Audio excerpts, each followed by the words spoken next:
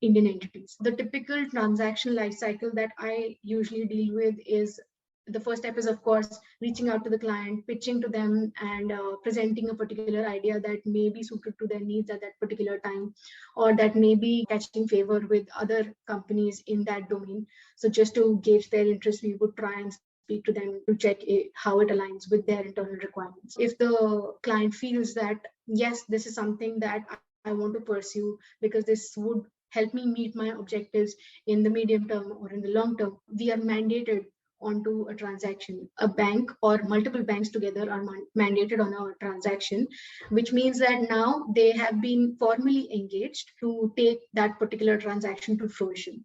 Before we hit the markets, there are a few steps that need to be undertaken. Number one is due diligence. Because banks that are marketing a particular instrument, they need to be very sure that the information that they are presenting to potential investors is accurate to the best of their knowledge. So they have to conduct due diligence in terms of the financials, the business, the management, and the kind of future projection or the strategy that they have in mind.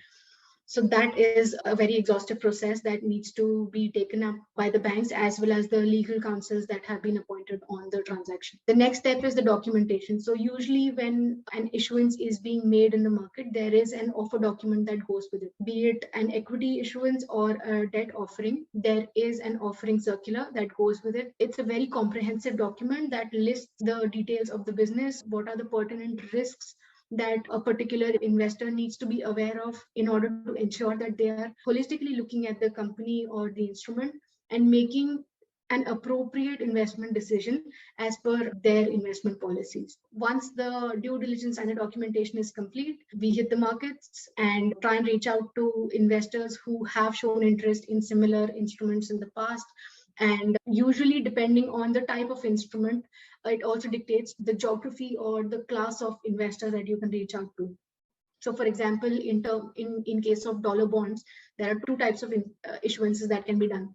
One is the Regulation S compliant bonds, which means that the bonds can be only marketed to investors in Europe, Middle East, and Asia, whereas a bond that is compliant with Regulation S as well as Regulation 144A is something that can be marketed to investors globally, including investors in the US, unlike a Regulation S bond that you cannot market to investors in the US. So once the marketing is complete and investors have gotten comfortable with a particular credit, they put in orders with the syndicate teams of the relevant banks. And these syndicate teams put together an order book, which if an instrument is considered to be in demand, it is typically oversubscribed, and depending on the quality of offers and the kind of policies that the issuer has in terms of the investor that they want to engage with, accordingly the orders are allocated to relevant investors and the issuance is considered to be priced. There is a few days of gap between the pricing and the settlement.